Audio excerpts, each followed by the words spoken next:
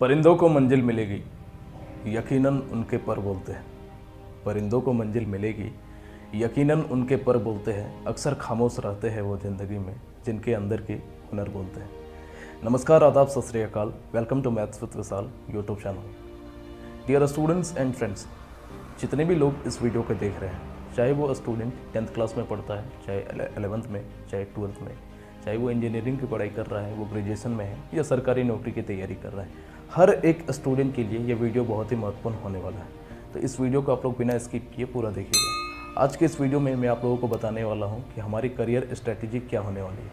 अक्सर स्टूडेंट को मैंने देखा है और मुझसे बहुत सारे स्टूडेंट ने फेसबुक के थ्रू, इंस्टाग्राम के थ्रू या तो फिर व्हाट्सएप के थ्रू, काफ़ी जगह से, फिर कॉल के थ्रू, काफ़ी सारे स्टूडेंट ने मुझसे सवाल पूछा। आए दिन पूछते रहते हैं कि सर मैं 10th क्लास में हूँ, मुझे 11th में कौन सा सब्जेक्ट लेना चाहिए। मैं 12th में हूँ सर, क्या मुझे अभी सरकारी नौकरी की तैयारी शुरू करनी चाहिए। मैं अभी ग्रेजुएशन में हूँ, ग्रेजुएशन में कौन सा सब्जेक्ट सेलेक्ट करूँ, इंजीनियरिंग में कौन सा स्ट्रीम में सेलेक्ट करूँ। तो वो सारी आपके जितने भी सवाल आप लोगों ने आज तक मुझसे पूछा था, आज मैं उसका जवाब देने वाला हूँ। तो चलिए ज़्यादा समय ना लेते हुए आज के इस महत्वपूर्ण वीडियो को शुरू करते हैं। मैं आप लोगों को यही बोलूँगा कि वीडियो अगर पसंद आती है तो लाइक भले ही मत करना, कमेंट भी मत करना, लेकिन हर वो स्टूडेंट तक पहुँचाए जिसको इस चीज़ की नीड है, जो 10th क्लास में है, जो 11th 12th में है या ग्रेजुएशन में है, इसको फ्यूचर में मार्गदर्शन चाहिए। तो चलिए दोस्तों, अब डिस्कस करते हैं कि 10th क्लास के बाद, 12th क्लास के बाद और ग्रेजुएशन के बाद और इसके बाद सबसे आखिर में कि कंपटीशन के बाद हमारे क्या क्या करियर अपॉर्चुनिटीज़ हो सकती है। तो सबसे पहले मैं 10th को डिस्कस करूंगा, फिर 12th को, फिर ग्रेजुएशन को और फिर लास्ट में हम लोग कंपटीशन वालों को देखेंगे। तो ये अगर कोई स्टूडेंट 10th क्लास में है, 10th क्लास के एग्ज़ाम वो फरवरी में देने वाला है, या फिर 10th पास आउट है, तो उसके लिए करियर अपॉर्चुनिटीज़ क्या क्या है मैं बताता हूँ। उसको मैंने 3 ब्रांचेस में डिवाइड किया है। सबसे पहला है हमारा टेक्निकल फील्ड, दूसरा है मेडिकल फील्ड और तीसरा है non technical field. Technical field की बात करें तो इसमें मैंने रखा है आईटीआई, पॉलिटेक्निक, डिप्लोमा, ये सारे इंजीनियरिंग से संबंधित है, आप सबको भी पता होगा। मेडिकल फील्ड के बारे में मैं डिस्कस नहीं करूंगा क्योंकि किसी भी स्टूडेंट का अभी तक मेडिकल फील्ड के बारे में मुझसे सवाल पूछा नहीं गया है। और कोई अगर ऐसा स्टूडेंट है तो आप मुझे कॉल कर सकते हो। मेरा नंबर आपको इस वीडियो में कहीं ना कहीं मिल जाएगा, वीडियो को लास्ट तक देखते रहना। और आगे देखिए non technical field. Non technical field को बात करें तो इसमें 3 स्ट्रीम्स हैं, आर्ट्स, कॉमर्स और साइंस, और एक एक करके मैं सभी को डिस्कस करूँगा। तो सबसे पहले आइए टेक्निकल फील्ड की बात करते हैं। तो टेक्निकल फील्ड में मैं डिप्लोमा को ज़्यादा इंपॉर्टेंस दे रहा हूँ क्योंकि मैक्सिमम स्टूडेंट डिप्लोमा करते हैं, इसलिए मैं डिप्लोमा को इंपॉर्टेंस दे रहा हूँ और इसको डिस्कस करते हैं। इसके भी 3 ब्रांच है, सिविल, इलेक्ट्रिकल और मैकेनिकल। सिविल की बात करें तो जस्ट लाइक आप आर्ट्स, कॉमर्स, साइंस की तरह देख सकते हो कि इंजीनियरिंग की जो 3 ब्रांचेस है उसमें सिविल जो है थोड़ा कमज़ोर, इलेक्ट्रिकल आपका कॉमर्स की तरह उससे मजबूत, और मैकेनिकल जो है थोड़ा टफ, यानी कि 12th के साइंस की तरह। तो उस तरह आप देख सकते हो। तो कोई स्टूडेंट अगर 10th पास आउट होने के बाद अगर वो डिप्लोमा करता है तो उसको कोर्स कंप्लीट होने में 3 साल का समय लगेगा। ये 3 साल का कोर्स होता है और उसके बाद तब जा करके आपका डिप्लोमा कंप्लीट होता है। डिप्लोमा के बाद स्टूडेंट का क्या क्या करियर अपॉर्चुनिटीज़ है उसको मैं बताना चाहूँगा कि कोई भी स्टूडेंट अगर डिप्लोमा कर लेता है तो उसके पास 2 अपॉर्चुनिटीज़ है। या तो वो आगे की पढ़ाई जारी रखे, वो बीटेक कर ले, या तो फिर डिप्लोमा के मैक्सिमम कॉलेजेस में होता है कि डिप्लोमा जैसे ही कंप्लीट उनका होने वाला होता है तब तक किसी भी ऑर्गेनाइजेशन द्वारा उनको प्लेसमेंट मिल जाता है, किसी भी फैक्ट्री का उन्हें प्लेसमेंट मिल जाता है। तो मैक्सिमम स्टूडेंट प्लेसमेंट में भी चले जाते हैं, कुछ स्टूडेंट नहीं जाते हैं। जो नहीं जाते हैं वो अपनी तैयारी कंपटीशन की फील्ड में आ जाते हैं, या तो फिर बीटेक करते हैं और अपनी पढ़ाई जारी रखते हैं। तो ये 3 ब्रांचेस है आपकी, सिविल, इलेक्ट्रिकल और मैकेनिकल। तो यही मैंने लिखा है कि डिप्लोमा कंप्लीट होने के बाद बहुत से स्टूडेंट कंपटीशन के क्षेत्र में चले जाते हैं, या तो बीटेक के क्षेत्र में चले जाते हैं, या तो फिर प्लेसमेंट उनका हो जाता है। आगे देखते हैं नॉन टेक्निकल फील्ड की बात करते हैं। ये मेरा फेवरेट फील्ड है क्योंकि मैं खुद इस फील्ड में से आया हूँ, और मैक्सिमम जो ऐसे परिवार के विद्यार्थी जिनकी आर्थिक स्थिति जो है बहुत ख़राब है, वो नॉन टेक्निकल फील्ड में ही ज़्यादा हम लोग कुछ करते हैं, और मैक्सिमम स्टूडेंट जो है नॉन टेक्निकल फील्ड की तरफ ही आपको जाते हुए देखने को मिलेंगे। तो इसमें 3 स्ट्रीम है, आर्ट्स, कॉमर्स और साइंस। न्यू एजुकेशन पॉलिसी आने से पहले आप लोगों को पता है कि न्यू एजुकेशन पॉलिसी हमारा 2021 से लागू होने वाला है। इसके ऊपर भी मैंने वीडियो बनाया है। अगर आप इस वीडियो को आप यूट्यूब में देख रहे हैं तो आपको डिस्क्रिप्शन में न्यू एजुकेशन पॉलिसी के बारे में संपूर्ण जानकारी मिल जाएंगे। उसको मैंने काफ़ी अच्छे से एक्सप्लेन किया है। तो न्यू एजुकेशन पॉलिसी आने से पहले हमारे पास स्ट्रीम हुआ करता था, तब में आप एक चीज़ नोटिस कर सकते हो कि मैंने यहाँ पे बीए, बीकॉम या बीएससी नहीं कहा है। बीए और बीकॉम या बीएससी इसलिए मैंने नहीं कहा है क्योंकि स्ट्रीम खत्म हो जाएगा 2021 में न्यू एजुकेशन पॉलिसी आने के बाद, इसलिए मैंने उस चीज़ को नहीं लिखा हुआ है। तो उसके बाद न्यू एजुकेशन पॉलिसी जब लागू हो जाएगा तब आप कह सकते हो कि मैं 12th पास आउट हूँ। ये नहीं कि मैं बीए से हूँ, मैं बीकॉम से हूँ, मैं बीएससी से हूँ, ये गलत हो जाएगा। तो उसको मैंने काफ़ी अच्छे से वहाँ पे एक्सप्लेनेशन किया है। मैं चाहूँगा कि उस वीडियो को भी आप लोग देख लें। वीडियो आपको यूट्यूब में प्लेलिस्ट में मिल जाएगा या इस वीडियो के डिस्क्रिप्शन में मिल जाएगा, ठीक है। तो देखिए, आर्ट्स, कॉमर्स और साइंस, अगर 10th क्लास के बाद कोई स्टूडेंट नॉन टेक्निकल फील्ड में आर्ट्स को सेलेक्ट करता है तो उसके लिए क्या क्या करियर अपॉर्चुनिटीज़ है कि फ्यूचर में वो, मैं आप लोगों को लिख देता हूँ कि अगर कोई स्टूडेंट आर्ट्स को सेलेक्ट करता है तो फ्यूचर में उसके पास क्या क्या करियर अपॉर्चुनिटीज़ है। पहला, वो वकालत की तैयारी कर सकता है। दूसरा, वो यूपीएससी की तैयारी कर सकता है। जिनको यूपीएससी की तैयारी करनी है वो आर्ट्स को ही लेते हैं क्योंकि वो शुरू से ही यूपीएससी में आप लोगों को पता है कि जीके काफ़ी ज़्यादा स्ट्रांग होना चाहिए, आपका सामान्य ज्ञान बहुत ज़्यादा स्ट्रांग होना चाहिए, तभी आपसे यूपीएससी क्लियर होने वाला है। तो आर्ट्स में भी आपका सामान्य ज्ञान को ही प्रायोरिटी दिया जाता है। इसलिए हम लोग जो यूपीएससी की तैयारी करते हैं, काफ़ी सारे स्टूडेंट जो है आर्ट्स स्ट्रीम को सेलेक्ट करते हैं 10th के बाद, या तो फिर होता है कि 12th के बाद भी सिलेक्ट कर सकते हैं। तीसरा है कि आप पॉलिटिक्स में अगर जाना चाहते हैं तो भी आप आर्ट्स की तरफ कुछ कर। अगर मैं कॉमर्स की बात करूं, कोई स्टूडेंट 10th क्लास के बाद कॉमर्स अगर सेलेक्ट करता है तो फ्यूचर में उसका करियर अपॉर्चुनिटीज़ क्या क्या है कि पहला बात, वो बीकॉम किया कॉमर्स लेकर के, उसके बाद वो एमकॉम कर सकता है, ग्रेजुएशन कर सकता है कॉमर्स लेकर के अगर पढ़ाई जारी रखना चाहता है तो, या फिर वो अकाउंटेंट का जॉब फ्यूचर में ले सकता है। बड़े बड़े कंपनियों में उनके डाटा को, उनके आंकड़ों को देखने के लिए स्टैटिस्टिक्स मैनेजर होते हैं, उसका पोस्ट वो ले सकता है। बड़े बड़े होटल में ब्रांच मैनेजर भी वो बन सकते हैं, ठीक है। तो ये सारे अगर कॉमर्स का क्षेत्र के जो स्टूडेंट है उनके लिए ये करियर अपॉर्चुनिटी है। अब सबसे इम्पॉर्टेंट और सबसे ज़्यादा वैल्यूबल जो चीज़ है वो है साइंस। इसको मैं डिस्कस करना चाहूँगा काफ़ी अच्छे से क्योंकि मैं भी इसी बैकग्राउंड से आया हूँ। तो अभी तक आप लोगों ने पढ़ा होगा साइंस जो है, 12th साइंस के 2 ब्रांचेज हैं, पीसीएम और पीसीबी, यानी कि फिजिक्स केमिस्ट्री मैथ लेकर के 12th, या पीसीबी फिजिक्स केमिस्ट्री बायोलॉजी लेकर के आपका 12th। तो ये पीसीबी जो है ये मेडिकल फील्ड की चीज़ है, पीसीबी जो है ये मेडिकल फील्ड की चीज़ है, इसलिए मैं इसको भी एक्सप्लेनेशन नहीं करूँगा, मैं करूँगा पीसीएम, फिजिक्स पीसीएम ना, ठीक है। पीसीएम को मैं डिस्कस करूँगा, मैंने भी पीसीएम ही किया हुआ है, फिजिक्स केमिस्ट्री मैथ लेकर के मैंने 12th पास आउट किया है।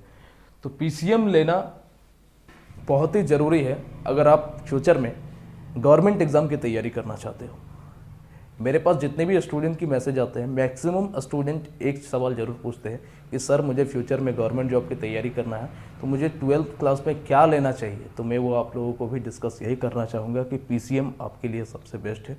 फिजिक्स केमिस्ट्री मैथ लेकर के अगर आप 12th की पढ़ाई करते हो तो बाद में फ्यूचर में अगर आप सरकारी नौकरी की तैयारी करोगे तो आपको बहुत ही ज़्यादा बेनिफिट मिलेगा, क्योंकि जब आप सरकारी नौकरी की तैयारी करोगे और अगर आप आर्ट्स लेकर के गए, 12th आर्ट्स लेकर के किया या तो कॉमर्स लेकर के किया, तो जब वहाँ पर आपको किसी भी इंस्टीट्यूट में आप जाकर के पढ़ोगे और जब आपको बायोलॉजी के बारे में पढ़ाया जाएगा, केमिस्ट्री में, फिजिक्स में पढ़ाया जाएगा, तो आपको वो सब चीज़ें समझ में नहीं आएंगी, ठीक है। तो इसीलिए मैं स्टूडेंट को बोलता हूँ कि अगर आप फ्यूचर में सरकारी नौकरी की तैयारी करना चाहते हो तो पीसीएम आपके लिए बेस्ट है, इससे बढ़िया कुछ नहीं हो सकता है। पीसीएम में जब कोई स्टूडेंट दाखिला लेता है और वो तैयार हो जाता है तो उसका मैथ्स इतना ज़्यादा है, ठीक है, और मैथ्स इतना बढ़िया लेवल का है कि आपका कैलकुलेशन काफ़ी ज़्यादा स्ट्रांग हो जाता है। इसलिए आप लोगों ने आए दिन सुना होगा इंटरव्यूज़ वगैरह में कि मैक्सिमम लड़के जो जल्दी सिलेक्शन ले पाते हैं वो पीसीएम कैटेगरी से बिलोंग करते हैं। मैं ये नहीं कहता कि बीए वाले या बीकॉम वाले नहीं कर पाएंगे, वो भी कर पाएंगे, लेकिन उनको थोड़ा सा समय ज़्यादा लग जाता है, चीज़ों को समझने में मुश्किल होता है, ठीक है। इसलिए मैं बोलता हूँ कि PCM is the best. PCM अगर आप 10th पास आउट है, फ्यूचर में आपको कुछ करना है तो मैं आप लोगों को बोलूँगा पीसीएम ले लीजिए। थोड़ा सा मुश्किल होता है ये मानता हूँ, तो मुश्किलों से लड़कर ही तो सफलताएं पाई जाती है ना दोस्त। तो मुश्किलों को लड़कर ही सफलता पाई जाती है और मुझे विश्वास है कि आप सफलता हासिल कर लोगे। थोड़ा सा मुश्किल है, थोड़ा सा ज़्यादा पढ़ लेना, मस्ती थोड़ा कम कर लेना। अरे नौकरी लग जाए उसके बाद मस्ती करना है यार, क्या तो चलो देखो इधर। तो चलिए आप लोगों ने समझ लिया कि 10th के बाद क्या क्या करियर अपॉर्चुनिटीज़ है। अब 12th के बाद समझते हैं क्या क्या करियर अपॉर्चुनिटीज़ है। तो 12th के बाद आप मैक्सिमम स्टूडेंट क्या करते हैं कि या तो वो ग्रेजुएशन चूज़ करते हैं, जिसमें BA BCom या BSc लेकर के वो ग्रेजुएशन करते हैं। आप लोगों को समझाने के लिए मैं इस वर्ड का इस्तेमाल कर रहा हूँ। न्यू एजुकेशन पॉलिसी आने के बाद आप ऐसा नहीं कर सकते हो। तो अभी फिलहाल लागू नहीं हुआ है, इसलिए मैं कह रहा हूँ, नहीं तो फिर बोलोगे कि गलत बता रहे हैं। तो BA BCom या BSc जो है न्यू एजुकेशन पॉलिसी के बाद आप नहीं बोलोगे, आप उसके बाद सिर्फ क्या कहलाओगे, ग्रेजुएट कहलाओगे। ठीक है। तो आर्ट्स कॉमर्स या साइंस वो सेलेक्ट कर सकते हैं 12th पास आउट होने के बाद। उसी तरह आर्ट्स कॉमर्स और साइंस को डिस्कशन में कम करना चाहूँगा, क्योंकि मुझे ऐसा लगता है कि आप यूट्यूब की सहायता से ये सब चीज़ें जान जाओगे। एक चीज़ और कि 12th पास आउट होने के बाद कोई भी स्टूडेंट 12th पास आउट अगर हो जाता है, 12th पास अगर हो जाता है, और अगर मैंने देखा है स्टूडेंट को वो डिप्लोमा को फिर से करना शुरू कर देता है, तो 12th के बाद अगर कोई स्टूडेंट डिप्लोमा करता है तो उसको 2 साल का समय लगेगा। ये चीज़ भी आप नोट करना। अगर 10th के बाद डिप्लोमा करोगे तो 3 साल का समय लगेगा, और अगर 12th के बाद अगर आप डिप्लोमा करोगे तो आपको 2 साल का समय लगेगा। ठीक है। तो ये सबसे बड़ा गलती है स्टूडेंट का। अगर आपको टेक्निकल फील्ड में ही जाना है, डिप्लोमा ही करना है, तो 10th के बाद करो। अब 12th के बाद कर रहे हो, कहीं ना कहीं आप 1 साल अपना ज़्यादा समय वेस्ट कर रहे हो, क्योंकि 2 साल आपने यहाँ 12th में दिया, उसके बाद 2 साल आप डिप्लोमा में दोगे। इसलिए मैं आपको यही कहना चाहूँगा कि अगर आपको टेक्निकल फील्ड में जाना है तो आप सीधा 10th के बाद ही डिप्लोमा कर सकते हो, उसमें कोई इशू वाली बात नहीं है। ठीक है। दोनों ही जगह आपको वैल्यू की बात करोगे तो दोनों जगह वैल्यू सेम रहेगा, क्योंकि कहीं ना कहीं डिप्लोमा जो है वो आपको ISC से या तो कहो कि 12th से कहीं ना कहीं ज़्यादा ही आप ऊपर लेवल में रहोगे। सरकारी नौकरी की वैकेंसी निकलती है तो भले ही उसमें साइंस वालों को जगह ना मिले, 12th वालों को जगह ना मिले, लेकिन टेक्निकल फील्ड वालों को ज़रूर जगह मिलेगा। ठीक है। इसके बाद चलिए ग्रेजुएशन की बात करते हैं। तो ग्रेजुएशन के बाद 12th के बाद अगर ग्रेजुएशन करता है कोई स्टूडेंट तो उसके भी 3 अपॉर्चुनिटीज़ है कि वो आर्ट्स ले सकता है, कॉमर्स ले सकता है, या तो फिर साइंस ले सकता है। इसमें से बेटर कौन है? तो मैं तो कहूँगा अगर सरकारी नौकरी की तैयारी करना चाहते हो तो आपके लिए जो सबसे बेस्ट है वो है आर्ट्स, क्योंकि कॉमर्स लेकर के सरकारी नौकरी की तैयारी करोगे तो आपको थोड़ा सा दिक्कत होगा। साइंस लेकर के करोगे सरकारी नौकरी की तैयारी तब भी आपको थोड़ा सा दिक्कत होगा। दिक्कत इसलिए होगा क्योंकि इसके लिए पढ़ना पड़ेगा। साइंस कहीं ना कहीं अपने में ही आप समझ सकते हो कि थोड़ा लेवल की चीज़ें हैं, और सरकारी नौकरी ये भी अपने में लेवल की चीज़ें हैं। तो दोनों को जब मिक्स करोगे तो दोनों को मैनेज करना थोड़ा मुश्किल हो जाएगा। इसलिए सबसे बढ़िया है आर्ट्स।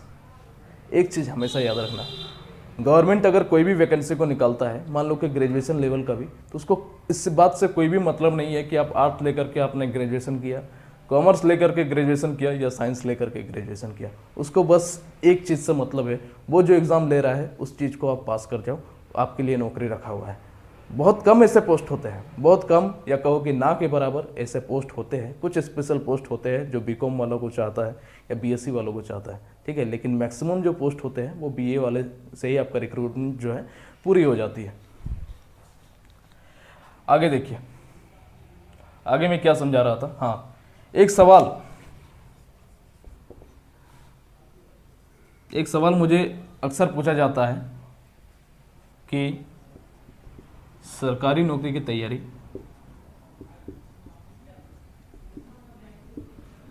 कब शुरू करनी चाहिए?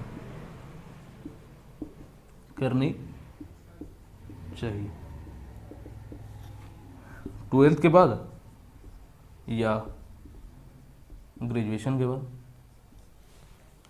तो ये सवाल कम से कम सैकड़ों स्टूडेंट ने मुझे आज तक पूछा है कि सरकारी नौकरी की तैयारी मुझे कब करनी चाहिए, 12th के बाद या ग्रेजुएशन के बाद। तो मैं बहुत ही इंपॉर्टेंट पॉइंट आप लोगों को बताने वाला हूँ कि यदि आप गवर्नमेंट एग्ज़ाम की तैयारी करना चाहते हो तो आप जैसे ही 12th का एग्ज़ाम पास आउट करते हैं आप लोगों को तैयारी में लग जाना है। कई सारे स्टूडेंट को मैंने देखा है कि ग्रेजुएशन पास होते हैं, उसके बाद वो कहीं जा कर के सरकारी नौकरी की तैयारी करते हैं, और तब तक मैं अपनी बात करूँ तो मैंने खुद 12th पास आउट होने के बाद सरकारी नौकरी की तैयारी की है, और ग्रेजुएशन पूरे होते होते तक स्टूडेंट का तैयारी 3 साल का हो जाता है। और वहाँ जो लड़का ग्रेजुएशन की तैयारी, ग्रेजुएशन के बाद तैयारी शुरू करता है, वो कहीं ना कहीं 12th वाले से भी पीछे चला जाता है। क्योंकि मैंने क्या बोला कि अगर आपको गवर्नमेंट एग्ज़ाम की तैयारी करनी है तो आपको आर्ट्स लेकर के भी कर सकते हो, BA लेकर के भी कर सकते हो, और ये मैक्सिमम लड़के जो है इसी को चूज़ करते हैं। तो मैं आपको यही सजेस्ट करना चाहूँगा कि ग्रेजुएशन में आप BA लो, उसके बाद आप गवर्नमेंट एग्ज़ाम की तैयारी, ग्रेजुएशन की भी करो एक तरफ, बीए भी करो और एक तरफ आप सरकारी नौकरी की तैयारी भी करो, ये सबसे अप्रोप्रिएट होता है। अगर आप ग्रेजुएशन के बाद जा रहे हो तो कहीं ना कहीं आप अपना एज को ख़त्म कर रहे हो। मान लो कि 18 साल की उम्र में तुम आप ट्वेल्थ की एग्ज़ाम पास आउट कर रहे हो और उसके बाद ग्रेजुएशन का एग्ज़ाम देते देते आपका उम्र कितना हो गया, 21 साल। अगर आप डिफेंस लाइन में जाना चाहते हो तो आपके पास कितना समय बचा बताओ, 1 से 2 साल। तो 2 साल की तैयारी में बहुत किसी का नहीं होता है, जनरल कैटेगरी वालों का नहीं होता है, ठीक है, क्योंकि उसका कट ऑफ जो है 80-85 तक चला जाता है। 100 नंबर का पेपर में 80-85 तक कट ऑफ चला जाता है। इसलिए मैं आपको यही सजेस्ट करूँगा कि अगर आप ग्रेजुएशन में हो, ग्रेजुएशन में सेलेक्ट करना चाहते हो तो बीए को ले सकते हो और उसी के साथ तैयारी को जारी रख सकते हो। इसके साथ कोई स्टूडेंट ने मुझे ये भी बोला कि बीए अगर मैं लूँ तो किस सब्जेक्ट को लेकर के लूँ, तो मैंने उन्हें सजेस्ट किया था कि इकोनॉमिक्स को लेकर के कीजिए। तो इकोनॉमिक्स को लेने से फ़ायदा ये है कि अगर आप सीजीएल की तैयारी करोगे, एसएससी सीजीएल की तैयारी करोगे, तो उसमें इकोनॉमिक्स वालों के लिए कुछ स्पेशल पोस्ट होता है, और मैं खुद इकोनॉमिक्स ऑनर्स लेकर के कर रहा हूँ, इसलिए मैं आप लोगों को भी सजेस्ट कर रहा हूँ। उम्मीद करते हैं कि ये वीडियो आपको पसंद आया होगा। आपके करियर को लेकर के आपको अगर किसी भी तरह का समस्या है, किसी भी तरह का डाउट है, आपको पढ़ाई से रिलेटेड किसी भी तरह का चीज़ में आपको समस्या है तो आप मुझसे पूछ सकते हो। आपको बगल में मेरा फ़ोन नंबर दिखाई दे रहा है, इस फ़ोन नंबर पे आप मुझे कॉल कर सकते हो। मेरे सोशल मीडिया लिंक्स आपको दिखाई दे रहे हैं, आप फेसबुक में या तो मेरे फेसबुक पेज पे या तो फिर मुझे व्हाट्सअप में भी मैसेज कर सकते हो। अगर आप स्टूडेंट हो और पढ़ना चाहते हो तो मैं इस बात का 100% गारंटी देता हूँ कि आपके हर एक प्रश्न का जवाब मैं दूंगा।